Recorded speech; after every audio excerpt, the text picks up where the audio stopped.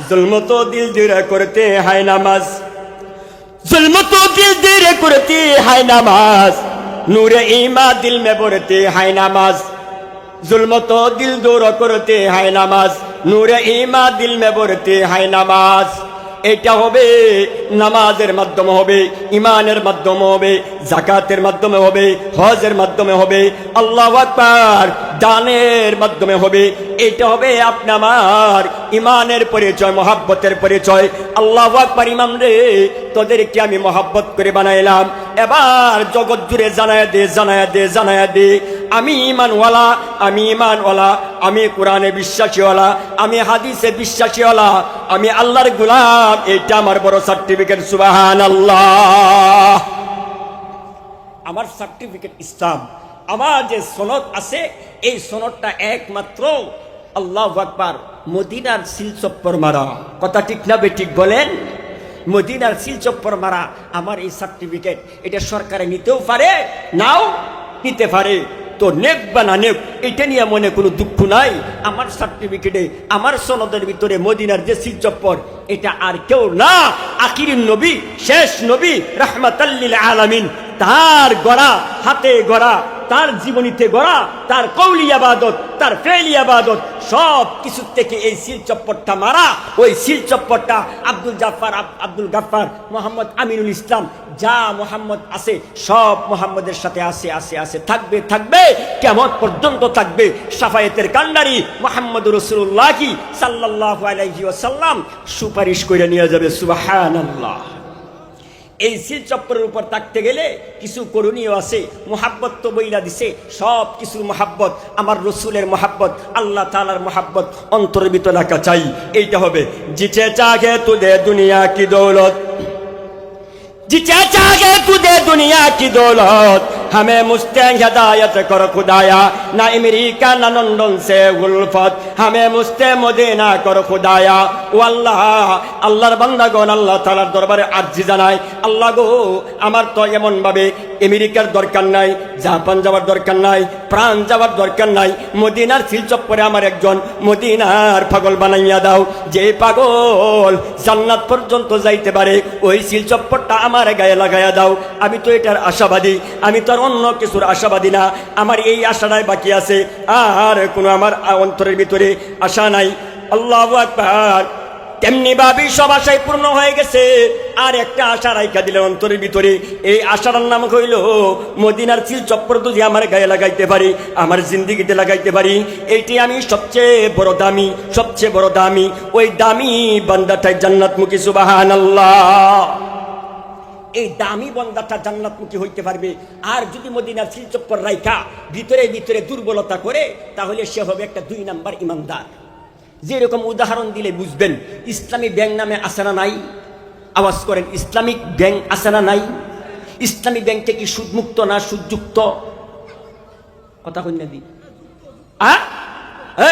ইসলামী bank কি সুদযুক্ত না মুক্ত? যুক্ত না? সবাই কোন কি যুক্ত না মুক্ত? যুক্ত।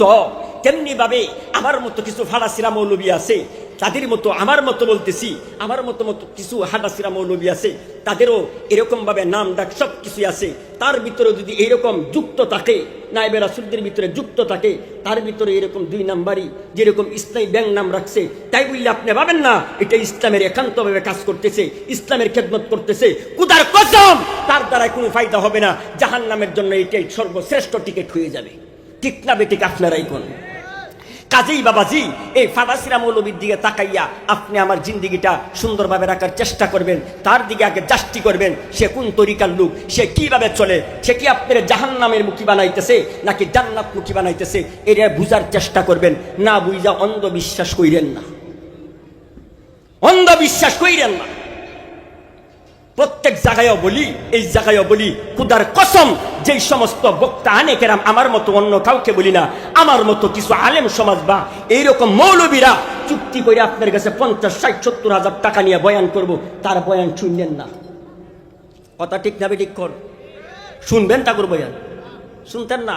শুনবেন ঠিকই, বড় বক্তা লাগবো, লোক বেশি হইব, কালেকশন বেশি হইব, তারই আনো লাগবো। কথা ঠিক না বেটি? হ্যাঁ, কারো গায়ে লাগতেছে নাকি? তাইলে আওয়াজ করেন না, গেলে গায়ে লাগার কথা না। ইসলাম টাকা দিয়ে বিক্রি হয় না, ইসলাম টাকা দিয়ে বিক্রি হয় না। ইমান টাকা দিয়ে যদি কিনা যাইতো তাহলে আমি আগে নাস্তিক হইতাম, তারপরে ইমান টাকা দিয়ে কিনে আনতাম। কি তখন না কেন? আহা, কেমনি ভাবে আল্লাহু আকবার, আল্লাহর রাস্তাটা বলছিলাম মদিনার চিল চপ্পরটা নির্ভেজাল, কোনো ভেজাল নাই, কোনো ভেজাল নাই।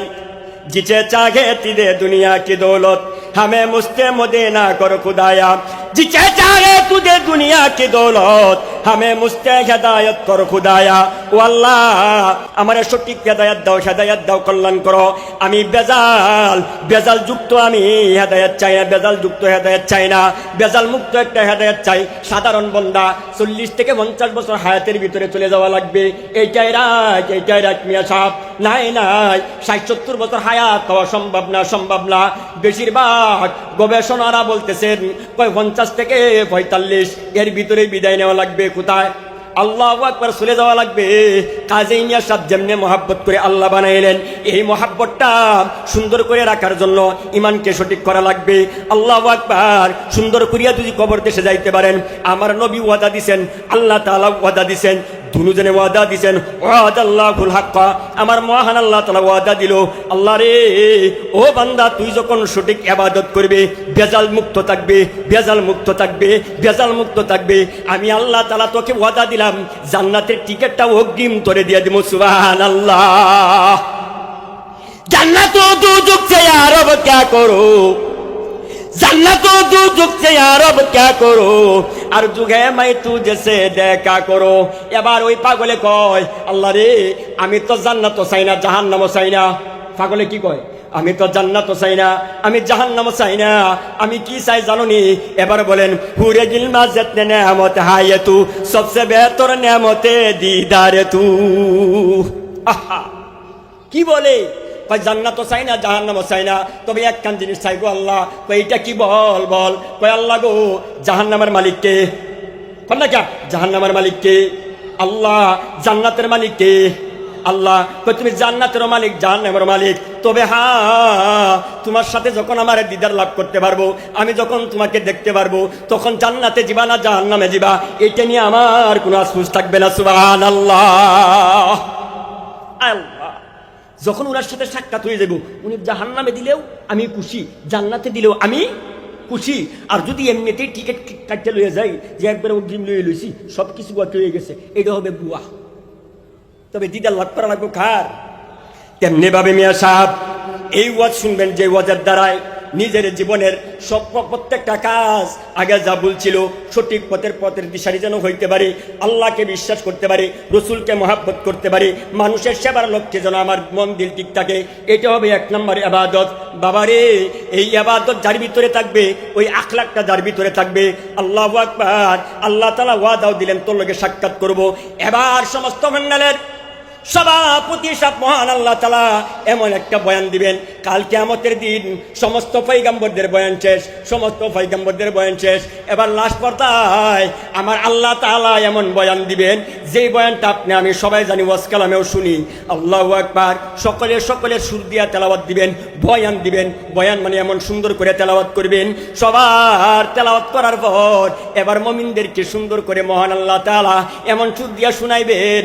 সূরাতুল আর রহমান আমরা যখন তেলাওয়াত করি তখন বলি আর রহমান, আর আমার আল্লাহ তাআলা এমন সুন্দর করিয়া তেলাওয়াত করবেন, কাল কিয়ামতের দিন হায়রে মুমিন বান্দা যারা দর্শন লাভ করবে, আল্লাহ তাআলাকে দেখতে পারবে, তাদেরকে শোনাবেন আল্লাহ তাআলা আনার রহমান। সুবহানাল্লাহ, জুড়ে বল। তেমনি ভাবে মিয়া সাহেব, আল্লাহ পাক রব্বুল আলামিনকে পাইতে হলে কিছু করণীয় আছে না নাই? কথা কন নাকি? আছে না নাই?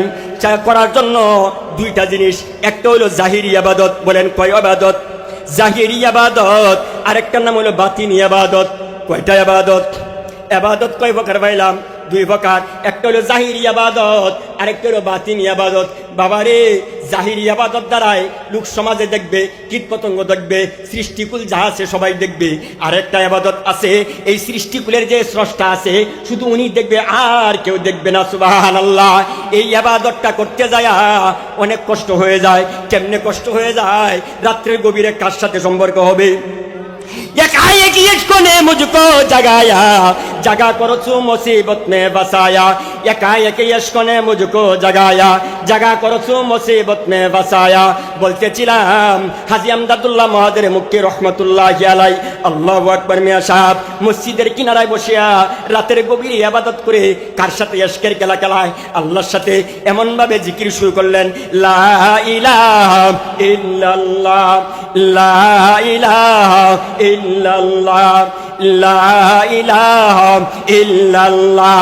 ইশকের খেলা টানতে টানতে বলেন, ইল্লাল্লাহ ইল্লাল্লাহ ইল্লাল্লাহ ইল্লাল্লাহ ইল্লাল্লাহ ইল্লাল্লাহ ইল্লাল্লাহ ইল্লাল্লাহ ইল্লাল্লাহ ইল্লাল্লাহ ইল্লাল্লাহ ইল্লাল্লাহ। এবার ইশকের ডাকে যখন সাড়া দিয়ে গেছে, আল্লাহু আকবার, এবার সাগরের পানির মতো যদি গুনাহ হয়, সাগরের ঢেউ পরিমাণ যদি গুনাহ হয়, মাফ হয়ে যাইবে রে বান্দা। যখন তুমি ডাকবা নরম দিলে, আল্লাহু আল্লাহ, আল্লাহু আল্লাহ, আল্লাহু আল্লাহ, আল্লাহু আল্লাহ। আবেগ নিয়ে যখন মৌলানা ডাক দিবা, আল্লাহু আল্লাহ, আল্লাহু হাজিরিন, আল্লাহু নাজিরিন, আল্লাহু হাজিরিন, আল্লাহু নাজিরিন, আল্লাহু মাইয়ি। যখনই ডাকটা মারবা, যখন বলতেছেন, কবি সাহেব বলেন, কয় সাগরের পানি পরিমাণ তোমার গুনাহ হয়ে গেছে, এই গুনাহ আল্লাহ তাআলা মাফ করিয়া দিবেন।